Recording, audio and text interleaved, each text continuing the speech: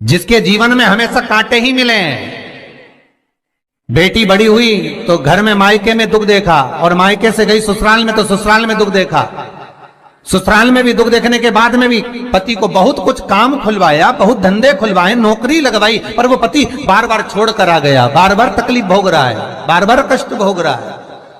फिर थोड़े दिन काम करता है, थोड़े दिन छूट जाता है, फिर व्यापार में बढ़ता है, फिर छूट जाता है, फिर कोई दुकान खुलवाई, थोड़े दिन अच्छी चली, फिर वापस वहीं घर पर आकर बैठ गया। अर्थात उसके जीवन में वो शूलता चल रही है।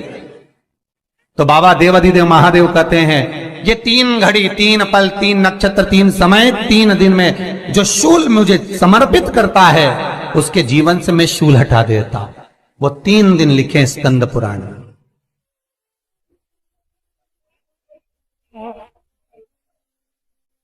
महाराज, बैसाख महीने में जो प्रदोष आती है, बैसाख के महीने में बहुत ध्यान से सुनना भाई, जो अपनी जिंदगी से बहुत तंग आ गए हो, परेशान हो गए हो, कष्टमय जीवन जी रहे हो, बहुत दुखी हो गए हो, उनके लिए ये स्कंद पुराण का चरित्र फिर मिले ना मिले, आप प्रेम से सुन लो। भाव से पहला, बैसाख महीने की प्रदोष, चाहे वो शनिचरी प्रदोष हो, चाहे रविवार की हो, सोमवार की हो, मंगल की हो, बुधवार की हो, गुरुवार की हो, शुक्रवार की हो, शनिवार की हो, कोई भी वार की हो, पर बैसाख महीने की प्रदोष, प्रदोष काल में शाम का समय सूर्य डूब रहा हो, बस डूबा ही हो, और उस समय पर सूर्य के डूबन के तुरंत बाद बाबा को धतूरे के साथ में बेलपत्री ना चढ़ाते हुए बेलपत्री के वृक्ष के 7 कांटे बाबा के शिवलिंग पर समर्पित करे जाते हैं। महाराज, अपनी जिंदगी में अड़चनों को हटाने के लिए, फिर आप जिस व्यापार में उतरे, जिस व्यवसाय में उतरे, जिस नौकरी में उतरे, आप दिल से करें, आपको तरक्की मिलेगी। आप हार नहीं सकते, नीचे नहीं आ सकते, उन्नति पर ही चढ़ेंगे। एक वैशाख मास की प्रदोष, दूसरा शिवरात्रि के दिन मध्याह्न का समय। महाराज, जो बड़ी शिवरात्रि होती है माघ की, बड़ी शिवरात्रि के अंतर्गत मध्याह्न का समय, दोपहर के ठीक 12 बजे, चाहे फिर वो कोई भी दिन हो, महाराज शिवरात्रि जिस दिन पड़ रही हो,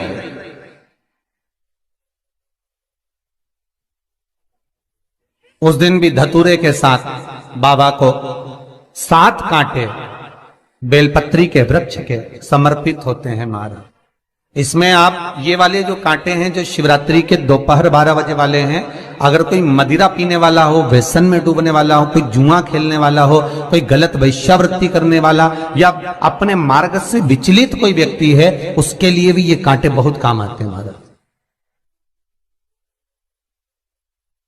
दूसरा, पार्वती, तेरे द्वारा तेरे नयन अश्रु से जो प्रगटा हुआ बेल का वृक्ष है, द्वितीय शूल मैं वहां धारण करता, तृतीय शूल, तीसरा शूल जो वर्णन करा गया। महाराज, भगवान श्रावण के महीने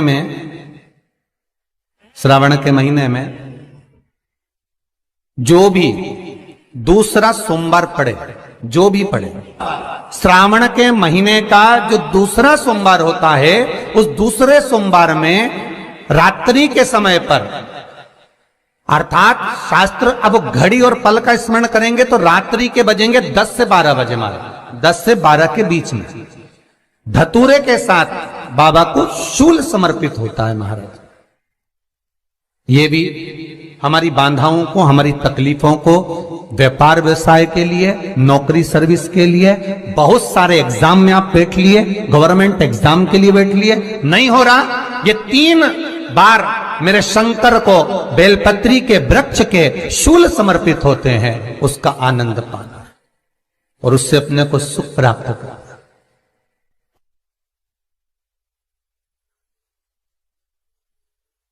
कि बाबा भोलेनाथ जी के नयन अश्रु से जो प्रकट हुआ वो रुद्राक्ष का पौधा है, माता पार्वती के नयन अश्रु से जो प्रकट हुआ वो बेलपत्री का पौधा है, और उमा और महेश, जिस महेश के वंशज हैं महेश्वरी, जिनकी 12 खाम प्रगटी है भगवान महेश के द्वारा,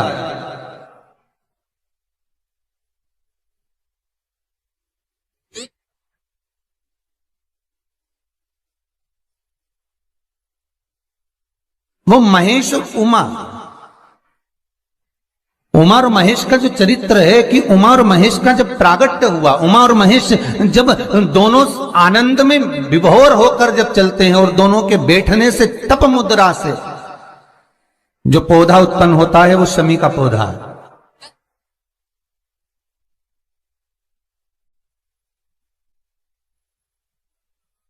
शमी का पौधा।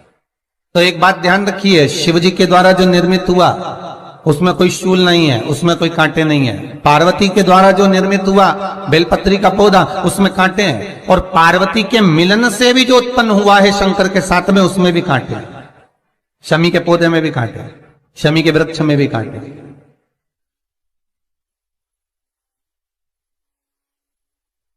तो पार्वती जी स्कंद पुराण में एक प्रश्न कर रही हैं भोलेनाथ जी से कि प्रभु मुझे ये बताओ कि आपके द्वारा जो निर्मित हुआ उसमें शूलता नहीं है, और मेरे द्वारा जो निर्मित हुआ उसमें शूल क्यों आया है, उसमें कांटा क्यों आया है? थोड़ा सा माताओं, मेरी जीजियों, आपको थोड़ा बुरा तो लगेगा इस प्रसंग को सुनकर, पर लग जाए, पर आज कथा निकली है तो सुन लो है कि शिवजी जिस रुद्राक्ष को उत्पन्न कर रहे हैं उसमें शूलता नहीं है, पर पार्वती जी जो संग में मिली हैं उसमें भी शूलता है, और पार्वती के द्वारा जो प्रकट हुआ बेलपत्र उसमें भी शूलता है। तो भगवान महादेव बोलते हैं पार्वती, मैं तुझे कुछ कहूं और कहने पर तुझे तेरे हृदय में कोई बात चुभे, शूल लगे तो मुझे ठीक नहीं लगेगा। नहीं नहीं नहीं, आप कहिए प्रभु, मैं सुनने के लिए तैयार हूं, आप तो बोलो कि कारण क्या है। भगवान कहते हैं पार्वती, बस अंतर इतना है, नारी का जो स्वभाव होता है, स्त्री का जो स्वभाव होता है, उसके हृदय में छोटी छोटी बात के शूल बहुत होते हैं।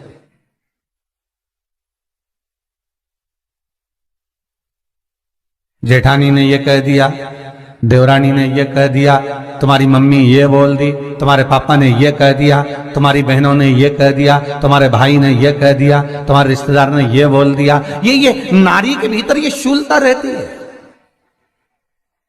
तो पार्वती जी बोली कि जितना तप आपने करा उतना तप मैंने करा, और जितनी साधना आपने करी उतनी साधना मैंने करी, और जितना आराधना दिल से आपने करी उतनी आराधना दिल से मैंने करी, फिर इसमें शूलता कहां से आ गई?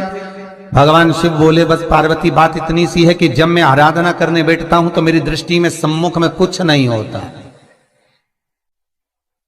जब मैं आराधना करने बैठता हूं तो मेरी दृष्टि में मेरे सम्मुख में कुछ नहीं होता कि कौन ने क्या करा है, कौन ने क्या बोला है, कौन क्या कर रहा है, उससे मुझे मतलब नहीं होता,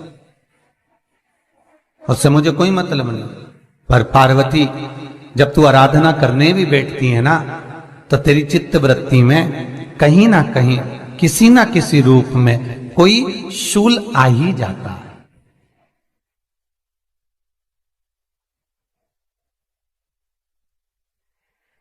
कई माताओं की आदत देखी साहब, भगवान की सेवा करने बैठी है तो भी भीतर थोड़ा सा शूलता भरी हुई है। महाराज बताओ, इतने सारे भगवान इकट्ठे कर लिए, मैंने बोला था बहू से कि वहां रख लेती है, बताओ इतने सारे यहां पर लाकर रख दिए हैं, अब इसकी सेवा करना पड़ रही है, अब ये करना पड़ रहा है। प्रसाद लेने के लिए रसोई घर में गई, भगवान का भोग लगाने के लिए, तो उसमें भी शूलता आ गई। इतने घंटों से मैं सामान ढूंढ रही, फ्रिज में मिल ही नहीं रहा, मैंने रख के गई थी, भगवान जाने कहां चले गए। भगवानों को वस्त्र पहना रही है तो शूलता है। अलमारी का ड्रॉज खोला, इसमें मैंने सामान रखा था, ना जाने भगवान का श्रृंगार कहां चले गया, कौन ने हाथ लगाया, फिर शूलता आ गई। भोजन करने बैठे तो शूलता है, कोई कार्य के लिए जा रहे हो तो शूलता है। अर्थात कहीं ना कहीं नारी के जीवन में शूलता बनी हुई है। और पार्वती, जब तुम भजन करो, तप करो, साधना करो, भक्ति करो, उसमें शूलता नहीं होना चाहिए।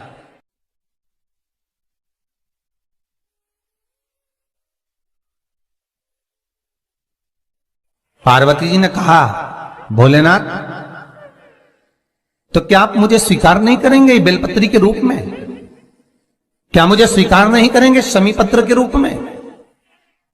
पद्म पुराण, स्कंद पुराण, लिंग पुराण, नर्मदा पुराण और शिव महापुराण, ये सारी पुराणे वर्णन करती है। पार्वती जी का खंड आनंद वर्षत कर रहा है, वर्णन कर रहा है। पार्वती खंड वर्णन कर रहा है, सती खंड वर्णन कर रहा है, उमा संहिता वर्णन कर रही है।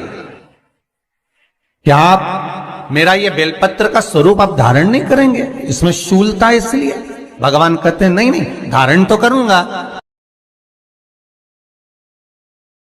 श्री शिवाय नमस्तुभ्यं। आराधना में तुम लीन हो। महाराज दुनिया के लोग नहीं समझते कि शंकर पर जल चढ़ाने का क्या लाभ है। शिव महापुराण कहती है, अगर एक दिन, शिव महापुराण की कथा कहती है, सोमवार के दिन भगवान शंकर को अगर जल चढ़ाया जाता है तो घर में तेज लक्ष्मी प्राप्त होती है। क्या मिलती है? तेज लक्ष्मी। कर बैठी थी, उनके नेत्र से अश्रु गिरा, उससे बेलपत्र उत्पन्न। काय का वृक्ष उत्पन्न हुआ? बेलपत्र। पूरी दुनिया में केवल एक बेलपत्र का वृक्ष कैसा होता है जिस वृक्ष के नीचे माता लक्ष्मी शाम के समय पर बुआरी लगाने के लिए जाती है, झाड़ू लगाने के लिए। बेलपत्री के पेड़ पर बेलपत्र का वृक्ष, जिसके यहां लक्ष्मी नहीं टिकती हो, पैसा घर में नहीं आता हो, बहुत चिंता लगी रहती हो, लक्ष्मी से जुड़ी हुई, व्यापार से जुड़ी हुई, पैसा आ ही नहीं गया, बहुत मेहनत कर रहे हो। सोमवार की सोमवार 5 सोमवार बेलपत्री के पेड़ के नीचे एक घी का दिया लगाना चालू कर दीजिए। शाम के साथ थोड़ी सी मिट्टी बेलपत्री के पेड़ के नीचे की उठा कर लिया, घर के अंदर लाकर इतनी सी मिट्टी लाकर पटक दीजिए। 5 सोमवार करके देखो, छठे सोमवार पे करने की जरूरत नहीं पड़ेगी, व्यापार अपने आप बढ़ना चालू हो जाएगा। लक्ष्मी शाम के समय पर प्रतिदिन बेलपत्र के पेड़ के नीचे बुआरी लगाना। शंकर भगवान की प्रियता बेलपत्र। पहले भी कथा में कहा, फिर कहते हैं, जिस व्यक्ति के जीवन में धन, संपदा, वैभव, सत्ता, लक्ष्मी की थोड़ी भी कमी दिखती हो, उसको बेलपत्री के वृक्ष का पूजन चालू कर देना चाहिए। जाओ सोमवार के दिन बेलपत्र वृक्ष के नीचे जल चढ़ाकर, जल का सिंचन कर कर, उसी बेलपत्र के नीचे शाम के समय पर संध्या काल में, प्रदोष काल में भगवान देवाधिदेव महादेव गौरी शंकर का स्मरण करो। बेलपत्र की जड़ की ओर, बेलपत्र की तना की ओर, बेलपत्र के वृक्ष की ओर तुम्हारा मुख हो। कोई आसन नहीं, कोई आसन नहीं, केवल बेलपत्र के वृक्ष की ओर तुम्हारा मुख हो। जहां बेलपत्री का वृक्ष है उसके नीचे बैठकर, उसकी छाया में, उसकी ओट में पंचाक्षर मंत्र नमः शिवाय, या फिर षडाक्षर मंत्र ओम नमः शिवाय, या फिर श्री शिवाय नमस्तुभ्यम का स्मरण कर कर अपने हृदय की बात गौरी शंकर से, महादेव से कहे। शिव महापुराण की कथा कहती है, 7 दिनों में एक दिन सोमवार का ऐसा होता है जिस दिन 33 कोटि देवी देवता बेलपत्री के वृक्ष के नीचे बैठकर भगवान शंकर और पार्वती का स्मरण करते हैं और शिव पार्वती उनकी झोलियां खुशियों से भरते हैं। देवता भी जिनका भजन कर रहे हैं वो बेलपत्री के वृक्ष के नीचे। लक्ष्मी, मां लक्ष्मी भी बेलपत्र के वृक्ष के नीचे निरंतर विराजमान होती है। और आप लोगों से एक निवेदन और करना चाहेंगे, ये मनुष्य का शरीर जब तक रहे, ये मानव की देह जब तक रहे, जिंदगी में एक बेलपत्री का वृक्ष अपने रहते रहते कहीं पर भी लगाना, उसको बड़ा करना, उसको बड़ा कर कर जैसे अपने बच्चे को बड़ा करते हो ऐसे लगाकर बड़ा कर कर महादेव से कहना कि मैंने अपनी जिंदगी में, मैं मर भी जाऊं, मेरे प्राण छूट भी जाएं, मेरे जाने के बाद मेरे घर के लोग 1 लोटा जल चढ़ाएं ना चढ़ाएं, बेलपत्री चढ़ाएं ना चढ़ाएं, पर ये वृक्ष मैंने बेलपत्री का लगा दिया, अगर मैं मर भी गई तो मेरे मरने के बाद भी मेरे हाथ की बेलपत्र महादेव को चढ़ती रहेगी, महादेव को प्राप्त होती रहेगी। लगाओ, एक बेलपत्री के पौधे को छोटे से बड़ा करो, बड़े से बड़ा करो, बड़े से बड़ा करो, और बड़ा करने के बाद उसको कहीं तुम्हारी मर्जी पड़े जहां उस बेलपत्री के वृक्ष को लगाओ। अगर गलती हो गई, ये बहुत गलतियां हो गई, बहुत दुख पड़ गया, तकलीफ में आ गए, लग रहा है कि मुझसे बहुत गलतियां हुई है, बाबा मेरी नहीं सुन रहा, ये बेलपत्री का भाग की डंडी पीछे की ओर कर, जहां बैठकर बेलपत्र चढ़ा रहा, पत्ती का मुख अपनी और डंडी का मुख सामने। शिव की कुछ आराधना है, मेरे भोले बाबा की कुछ आराधना है। खाली ना जाता कोई, खाली ना जाता कोई, दर से तुम्हारे मैं भी खड़ी हूं नहीं, बाहें पसार मैं भी खड़ा हूं नन्ही बाहें पसार अपने। बैसाख के महीने में तो आपको अगर शरीर में कहीं पथरी भी आ गई है ना, कहीं नेत्रों में अगर ज्योति कमजोर पड़ रही है, जाले पड़ने लगे, चश्मा बढ़ने लगा, रात को आंखों में जलन होने लगी, रात को नींद नहीं आ रही है, तो बैसाख के महीने में जो दुर्वा होती है, इस दुर्वा को तोड़ लाओ। जहां पर अशुक सुंदरी का स्थान होता है, जहां पर अशुक सुंदरी का जो स्थान होता है, उस अशोक सुंदरी के स्थान पर उस दुर्वा को रख दो और कुंदकेश्वर महादेव का नाम है। कौन से महादेव का नाम लेना है? कुंदकेश्वर। उस दुर्वा को उठाकर लिया। बैसाख के महीने में कोई भी तिथि, कोई भी दिन, कोई भी वार आप बैसाख के महीने में कर सकते हो। उस दुर्वा को लेकर आओ, लगभग 20-25 दुर्वा लेना, उसको लेकर आइए। सुबह सुबह कुंदकेश्वर महादेव का नाम लेकर उसको खाना प्रारंभ कर दीजिए। एक दुर्वा रोज खाओ। जो पथरी है या नेत्रों में तकलीफ है या कोई ना कोई रात्रि को नींद नहीं आना, बेचैनी हो जाना, घबराहट होना, धीरे धीरे धीरे धीरे 20 दिन की वो दुर्वा है, 20 दुर्वा एक एक दिन खाना चालू करो। 4 या 5 दिन लगेंगे, अपने आप आपको कोई गोली खाने की जरूरत नहीं पड़ेगी, नींद अपने आप आना प्रारंभ हो जाएगी और बेचैनी। अशोक सुंदरी वाली जगह पर दुर्वा समर्पित कर कुंदकेश्वर महादेव का नाम लेकर। कौन से महादेव?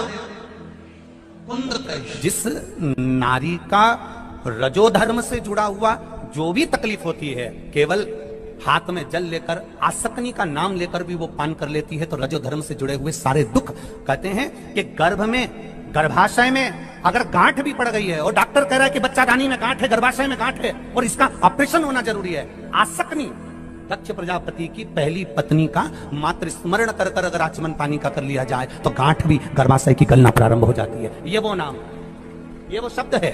अगर मान लो शरीर में कोई गांठ पड़ जाती है, डॉक्टर अपना इलाज कर रहा हो, उस जगह पर प्रजापति वीरण की पुत्री आसक्ति का नाम स्मरण में आना चाहिए। एक बार सब बोलिए, क्या नाम है?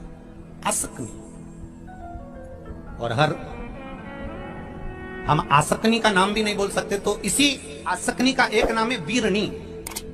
क्या नाम है? आसक्ति का स्मरण। अगर गांठ भी गर्भाशय में है और डॉक्टर बोल रहा है कि ऑपरेशन है, कराना है, डॉक्टर साहब से कहना, साहब जल्दी तो नहीं है ना, 15 दिन का समय तो मिल सकता है या 10 दिन का समय तो मिल सकता है इसका ऑपरेशन कराने के लिए। फिर आसक्ति का नाम लेकर शिव जी की शिवलिंग पर जब हम बेलपत्र समर्पित करें तो ये डंडी का मुख जब हम शिव जी को चढ़ाते हैं तो इस डंडी का मुख हमेशा हम उधर रखते हैं। अब की बार आसक्ति का नाम लेकर जब हम शंकर भगवान को बेलपत्र समर्पित करेंगे तो ये डंडी का मुख शिवलिंग पर अपनी ओर रखेंगे और उसी बेलपत्र को चढ़ाकर जल समर्पित कर कर आचमन कर कर उसी बेलपत्र को लाकर घर के द्वार को पूरा खोलकर घर के अंदर प्रवेश कर कर घर के बाहर स्मरण को, शिव को याद करते हुए उस बेलपत्र को चबा चबा कर खाना प्रारंभ करिए। 10 दिन मांगिए आप, ये 10 दिन के बाद मैं ऑपरेशन कराऊंगी, मना नहीं, पर एक बार मैं मेरे महादेव का नाम का स्मरण करना चाहती हूँ, एक बार शिव तत्व को जान। क्या नाम है? जम के बोलो, नाम बोलो फिर से। आसक्ति। इस नाम की मूलता का स्मरण करिए, वीरणी आसक्ति। जैसे गणेश जी की दो सूंड होती है, एक राइट सूंड का गणेश, एक लेफ्ट सूंड का गणेश। कौन कौन सी सूंड का? राइट सूंड और लेफ्ट सूंड। राइट सूंड का गणेश घर में होना चाहिए और लेफ्ट सूंड का गणेश आपका कोई ऑफिस हो, जहां से आप अपना धंधा कर रहे हैं, नौकरी कर रहे हैं, सर्विस कर रहे हैं, काम कर रहे हैं, बिजनेस कर रहे हैं, या आप अपनी कोई भी कुर्सी के ऊपर बैठते हैं किसी कमरे में जाकर, उस कमरे के अंदर लेफ्ट सूंड का अगर गणेश होगा तो आपकी तरक्की को, आपकी उन्नति को दुनिया में कोई नहीं रोक सकता। और अगर जिस स्थान पर बैठकर आप बिजनेस कर रहे हैं, कमा रहे हैं, उस स्थान पर अगर राइट सूंड का गणेश होगा तो आपकी तरक्की नहीं, वहां लेफ्ट सूंड का गणेश होना चाहिए। और घर में जम के बोलो राइट सूंड, राइट सूंड का गणेश। खाली ना जाता कोई, खाली ना जाता कोई, दर से तुम्हारे मैं भी खड़ी हूं नदी बाहे बसा, मैं भी खड़ा हूं नदी बाहे बसा।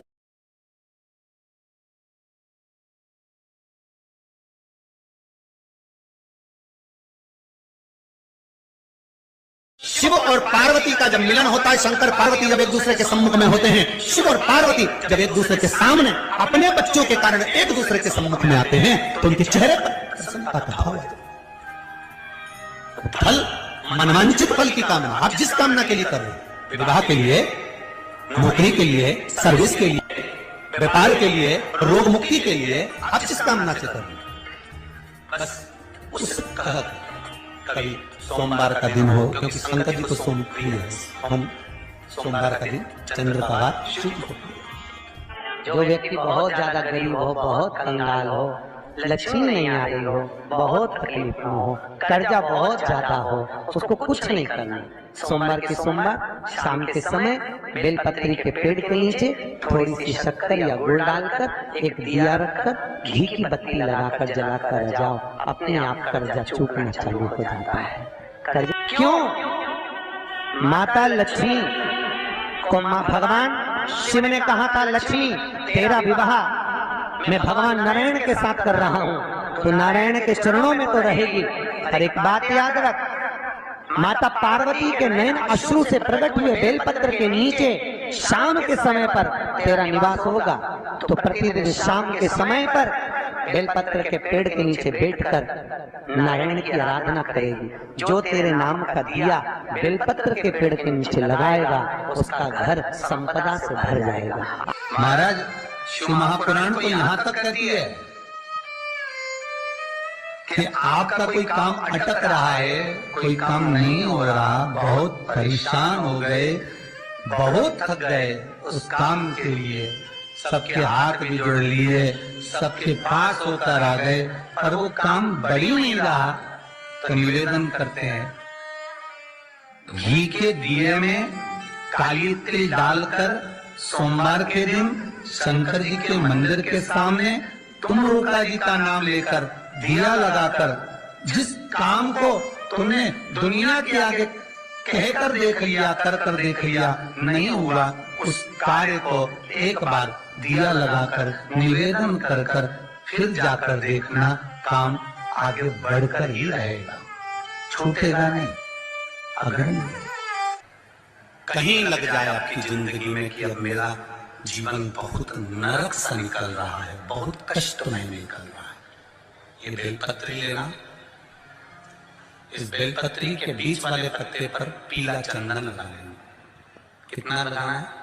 बीच वाला जो पत्ता है उस पर पीला चंदन। जब आपको लगे कि मेरा जीवन बहुत कष्ट में है, अब ये रोग, अब ये कष्ट दूर ही नहीं हो रहा, अब ये आए दिन तकलीफ पर तकलीफ बढ़ती जा रही है, आए दिन रोग, बीमारी, पैसा घर में बच नहीं रहा, बहुत कष्टमय जीवन है, इसमें लगाओ पीला चंदन बेलपत्री की बीच पत्ती। महाराज और बीच पत्ती पर जब चंदन लग जाए, लगने के बाद में ये दोनों पत्ती पर लाल चंदन लगा लीजिए। इन दोनों पत्ती के बीच में जो डंडी का भाग होता है, आपको कहा था, आपको स्मरण में होगा शायद, हमने जब बेलपत्री की महत्वता बताई थी तो उस बेलपत्री की महत्वता में कहा था ब्रह्मा विष्णु महेश ये तीन है, बोला था। बीच में ये बड़ी पत्ती से लेकर जो 2 पत्तियां होती हैं, इनके बीच में जो जगह बचती है, इसमें मां पार्वती के 64 योगनियां, मां पार्वती अपनी पूर्ण सिद्धि के साथ में जितनी भी देवी के स्वरूप हैं, वो माता 64 योगनियां देवी के स्वरूप में यहाँ पर विराजमान होती हैं। 2 पत्ती के नीचे से जो डंडी होती है नीचे तक, ये पूरी डंडी में 33 कोटि देवी देवताओं विराजमान होते हैं इस पूरी डंडी के अंदर। तो ये बीच वाली पत्ती है, ये जो बीच वाली पत्ती का जो भाग होता है, इस पत्ती के भाग में शहद का प्रयोग कर यहाँ पीला चंदन, लाल चंदन, शहद का प्रयोग कर इसी तरह से पकड़कर ये बेलपत्री की जो डंडी है वो अशुक सुंदरी पर जब आप समर्पित करें तो जहां से जल बहता है उस ओर पर इस पत्ती को चढ़ाकर केवल आपके हृदय की बात कहकर देवाधिदेव महादेव से कोई भी शिव जी का मंत्र, पंचाक्षर, नमः शिवाय, षडाक्षर, ओम नमः शिवाय, श्री शिवाय नमस्तुभ्यम, या महामृत्युंजय मंत्र, जो शिव का मंत्र हो आपके पास में, उसको बोलते हुए देवाधिदेव महादेव को धीरे धीरे जल की धार चढ़ाना प्रारंभ करो। जल की धार जब पूर्ण होने लगे, उसमें थोड़ा जल बचे, तब अशुक सुंदरी पर जो तुमने बेलपत्र चढ़ाई है वहां उस जल धार को चढ़ाओ। ये प्रयोग आपको केवल सोमवार की अष्टमी पढ़ने पर ही करना है। कौन से दिन करेंगे? जम के बोलिए जरा।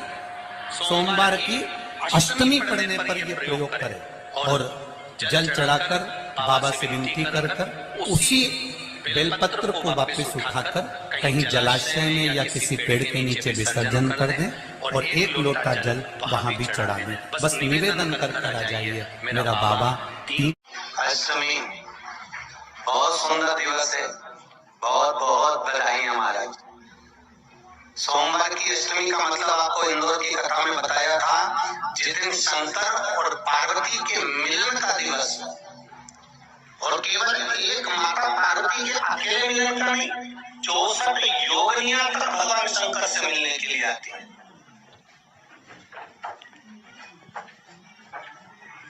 64 योगिनियां कहते हैं भगवान के जितने जितने विवाह हुए थे ना, उमा से, सती से, कात्यायनी, कुष्मांडा, चंद्रघंटा, स्कंदा, ये जितने भगवान के विवाह हुए थे, अनेक उमा आदि का जितनी भी भगवान की जो मंगल विवाह हुए थे, सारे माता पार्वती के जितने अंश हुए हैं, माता पार्वती के जितने स्वरूप हुए हैं, ये सारे स्वरूप, सारे अंश माता पार्वती के।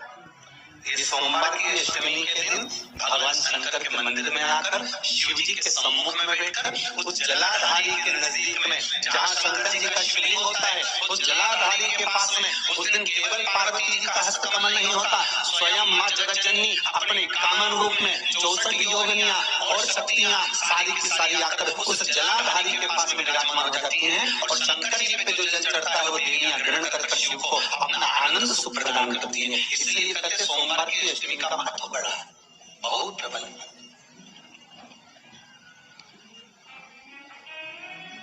अभी 2 पड़ गए हैं, अब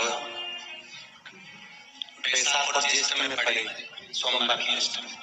उसके बाद में फिर एक और पड़ेगी, अश्विन के नवरात्र आएंगे, जो शरदीय नवरात्र आएंगे, उस शरदीय नवरात्र के समय पर फिर सोमवार की अष्टमी पड़ेगी। बाबा की कृपा है, शिव की कृपा से, भगवान शंकर की कृपा से ही सब कुछ आनंद में हो। और हम तो कहेंगे 1 लोटा पानी चढ़ाने से पीछे मत हटना सोमवार की अष्टमी के दिन। शंकर के मंदिर जरूर जाना, बेलपत्र जरूर चढ़ाना, बाबा से विनय जरूर करना, निवेदन करना, बाबा को पूजन करना, घी का दीप लगाना और बाबा से विनय करना, बाबा